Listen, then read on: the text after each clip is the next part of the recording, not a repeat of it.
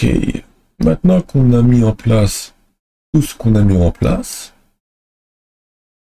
alors là, maintenant, l'objectif, c'est que le personnage puisse sortir dehors dès qu'il rentre en contact avec ce tapis de sortie. Pour ça, ce que je vais faire, c'est que d'un premier temps, je vais faire que l'enfant doit parler à sa mère pour, en gros, avoir l'autorisation de sortir. On va faire ça. Et dès qu'il a, là, il pourra sortir. Donc, tout de suite, je vais d'abord programmer le tapis de sortie pour qu'on puisse sortir. Donc, si l'enfant collisionne avec le tapis, là, on met il sort de la maison, donc change de scène. En amont, j'ai créé la scène du village, donc vous allez voir que c'est ultra pas stylé, mais ce n'est pas grave. Village de départ, donc on entre dans la ville de départ, le village de départ, donc le village du héros, et bien sûr on va stopper toutes les autres scènes. Donc pour l'instant, on fait ça sans condition supplémentaire. C'est-à-dire que dès qu'il touche, il va au village. Et voilà. Maintenant, il faut à la fois que le personnage puisse apparaître ici, mais juste avant, on va rajouter la condition de tant qu'il n'y a pas eu la permission de sa daronne. Et pour ça, voilà ce que je vais faire. Alors, là, je crée un objet maman parle. Ici, je mets rien du tout. J'applique, donc maman parle est égal à 3 petits traits. Maintenant, ce que je vais faire, c'est que si c'est égal à vrai, donc si il est en train de parler, là, je vais dans cette condition, enfin, je veux dire dans l'action, je cherche l'objet maman parle, et là, je modifie le texte. C'est là que je vais mettre ce que j'ai envie de mettre. Donc là, on peut dire, bonjour mon petit.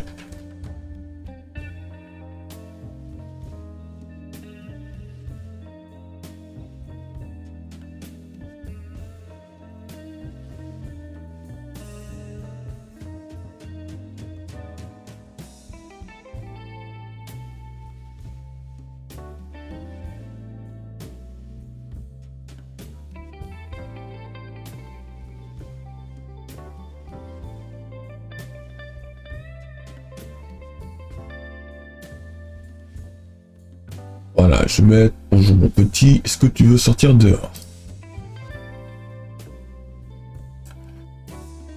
Alors, normalement, dès qu'on parle, quoique, vu que j'ai pas créé l'objet, rien ne va s'afficher.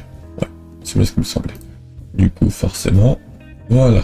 Finalement, j'ai mis la création d'objet ici parce que, après réflexion, je me dis que si je crée dès le début de la scène, alors le texte s'affiche ici constamment. On le voit pas parce que le fond il est noir, mais je sais que ça va s'afficher constamment. Du coup, je le fais que quand il rentre en contact. Bon, ce qui est pas ouf, car du coup, sinon j'ai une autre idée, voilà ce qu'on va faire.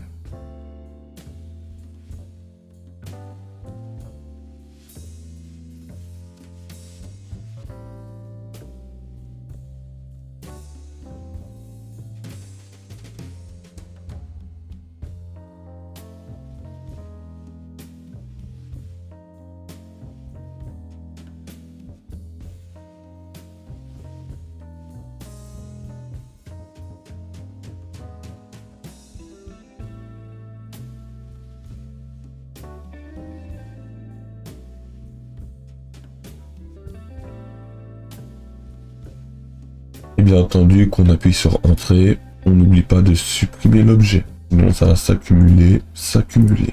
Ce qui fait que normalement le résultat devrait être au rendez-vous.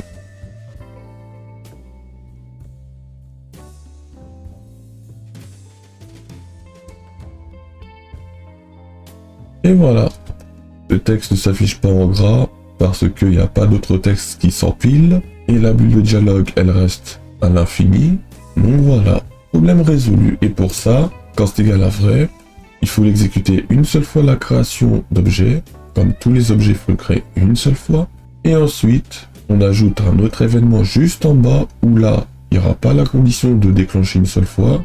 Ce qui fait que c'est déclenché plusieurs fois par seconde, histoire que le dessin de la bulle et le changement de texte se fassent continuellement. Ce qui est très important. Mais la création d'objets, jamais plusieurs fois, une seule fois. Alors, pour les interactions, on va faire très simple dans ce tuto. On va faire soit oui, soit non. Ensuite, pour les interactions, on a le choix entre soit utiliser la souris pour cliquer sur oui ou non.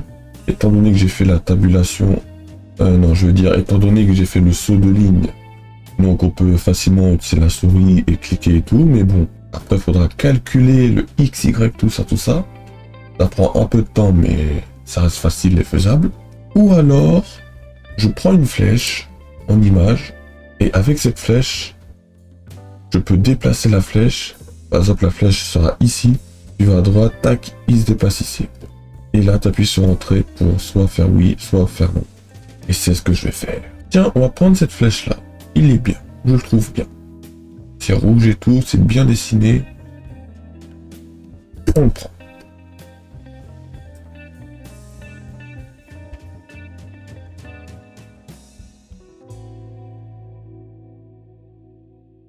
Maintenant, il faut le déplacer, mais juste avant, on va créer une variable.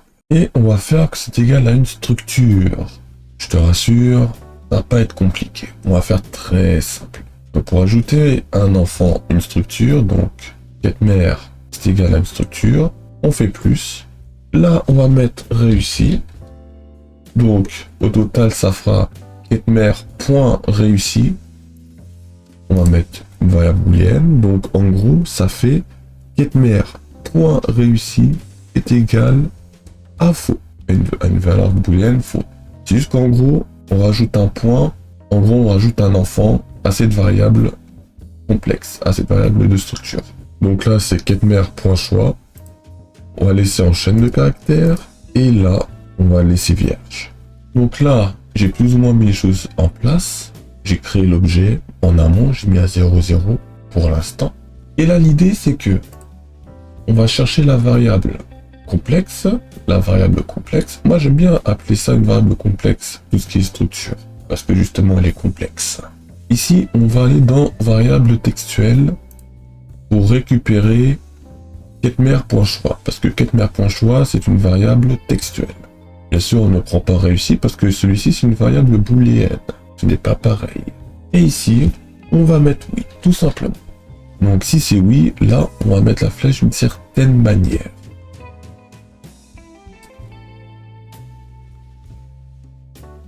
Et là, je vais mettre non. Bien entendu, je peux mettre n'importe quoi, je peux mettre tout ce que je veux, je peux mettre B1, B2, ou la prout 1, ou la prout 2, tu vois, vraiment tout ce que tu veux, n'importe quoi. C'est juste là, j'ai mis oui, non, pour vraiment rester dans la facilité, pour savoir que oui, non, bah c'est oui, non. Voilà, c'est comme ça, il n'y a pas de confusion, c'est simple, c'est clair. Donc, si c'est oui, je vais déplacer la flèche, de sorte à ce que elle se dirige à côté du oui. Ensuite,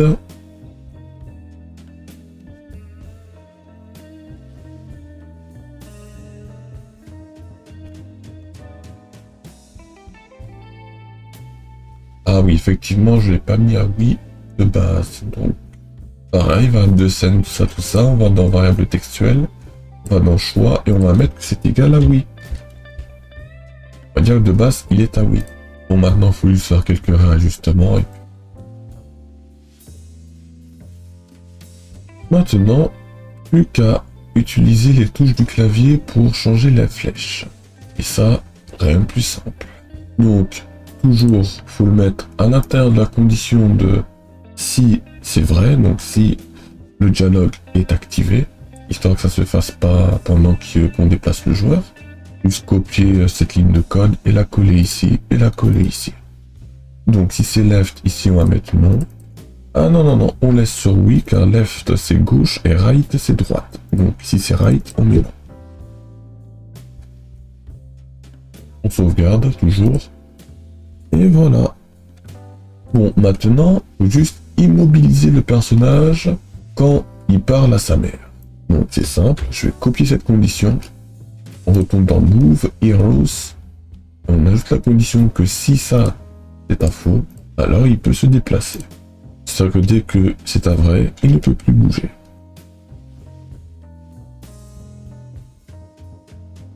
Et on va faire pareil pour les animations, pour éviter qu'il bouge tout le temps sa tête. Après, si c'est voulu, pourquoi pas. Et ensuite, on met entrée. Et bien sûr, il faut supprimer l'objet. J'oublie tout le temps de le supprimer, l'objet. Et maintenant, ici, au moment où on appuie sur entrée, on va ajouter des sous-actions, des sous-conditions, enfin bon, un peu comme on a fait en haut. Et là, on va mettre que... Donc, s'il a mis un oui, alors, on va aller dans variable de scène. Cette fois-ci, on va dans boolean. On va dans réussi et on met vrai. On copie-colle. Là, on va mettre que si c'est non. Alors, ça reste à faux. Ce qui fait que la démonstration. Vas-y, je suis un Thug Life, je veux sortir. Ah non, je peux pas. Du coup, je demande. Je dis non, j'ai pas envie de sortir. Et je peux toujours pas sortir. Vas-y, j'ai changé d'avis, j'ai envie de sortir. Je mets oui. Et je sors. Elle est pas belle la vie. Et voilà, voilou. Maintenant, prochaine étape. Il serait peut-être temps de mettre ces petits personnages-là dans la scène de village de départ. On va définir cet objet comme un objet global. Donc c'est un peu comme les variables. Variable locale, variable globale. Global, plus longue portée. Local, local à une scène précise. Et ce qui fait que l'enfant est disponible dans la scène du village de départ. Et ça, c'est cool. Et d'ailleurs, même dans la scène de menu, il est disponible. Sauf qu'on ne va pas l'utiliser dans la scène de menu. Alors, maintenant, comment le positionner? Parce qu'on a envie qu'il apparaisse ici, en sortant de sa maison. Et que quand, par exemple, il sort de la maison du professeur, il sort ici. Pour ça, on va créer une variable globale. On va se créer une variable structure. Car je pense qu'on va y mettre beaucoup de choses dans le héros, au sein de la variable héros. Pour commencer, on va mettre in-house précédent. Précède. On va l'appeler comme ça. Bon, c'est pas ouf, je sais, mais bon, on va l'appeler comme ça. Ce qui précède, c'est sa maison. Quand on démarre le jeu pour la première fois, le personnage, il sera dans sa maison. Donc on va mettre by house. Au lancement de la scène, on vérifie que si il est dans my house, alors le héros, il est positionné de cette façon-là. Alors, voilà, et d'un coup, le personnage est là. Bien sûr, il ne peut plus bouger parce que dans le code de cette scène-là, il n'y a pas de move. Donc, ce qu'on va faire, c'est que qu'on va copier et on va coller ici. Voilà. Et là, on a tout le code de Hero Move. Et normalement, et voilà. Et le petit personnage, il marche. Et maintenant, on va faire en sorte à ce que la caméra suit le personnage. Donc pour ça, c'est assez simple. On fait quelques caméras. Alors, ici, on va juste faire centrer la caméra sur un objet. Il y a même limite. En gros, c'est sûrement pour plus de finition. Bon, on va rester sur un truc basique. L'objet en question, c'est Kid, donc l'enfant. Ce qui fait que... Et maintenant, dernière étape de ce tuto, on va mettre en place un pathfinding. Donc en gros, dès que le personnage sort de la maison, le prof, il dit « Hey petit, suis-moi ». On doit se déplacer dans la maison et ensuite, il faut faire comprendre aux joueurs qu'il faut qu'il aille dans cette maison pour débloquer son starter, le premier Pokémon. On va faire en sorte à ce que le professeur lui parle direct. Pour commencer, on va faire variable globale. Il y a deux variables globales ici, mais il faut prendre celui avec le S. Parce que si c'est autre chose, ça ne nous intéresse pas. Donc ici, on va mettre boolean. Donc s'il n'a pas de premier Pokémon, alors le prof, il va se déplacer vers sa maison. Donc on va mettre ajouter une force pour se déplacer vers une position. Ou alors pour aller vers un objet. Ce qu'on a fait tout à l'heure pour débloquer le personnage. Donc on va mettre img house prof. On va le mettre par time delta. Et ensuite, comment on va faire pour animer ça? C'est simple, on fait ça et on change l'animation par son nom. Et lui qui se déplace vers la gauche, on va mettre walk left. Et voilà, on supprime l'objet. Comme ça pour montrer que le prof, il est entré dans sa maison. On va un peu le rapprocher. pour qu'on puisse voir qu'il attend, le petit.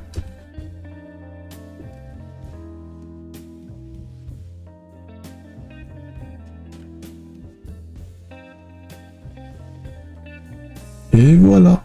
Maintenant, avant de le faire se déplacer, il faut bien qu'il dise quelque chose. Donc, voilà. Suis-moi, j'ai une surprise pour toi. Et ensuite, pour finir, je pense que tout le monde connaît. D'ailleurs, mets pause dans la vidéo pour coder toi-même comment finaliser l'interaction, c'est-à-dire, par exemple, appuie sur Entrée pour que le personnage puisse se mettre en mode faux pour désactiver le dialogue. Voilà. C'est bon, tu as fait. Et je te montre la solution. Si tu as suivi le cours jusqu'à maintenant, pour désactiver le dialogue, c'est simple. Alors, donc si c'est vrai, on ajoute ici. On va dans le clavier, touche pressée, return. Ensuite, return. Et là, on met que c'est un faux. Donc, on va dans prof. On va dans variable. Boolean. Dialogue, on le met à faux.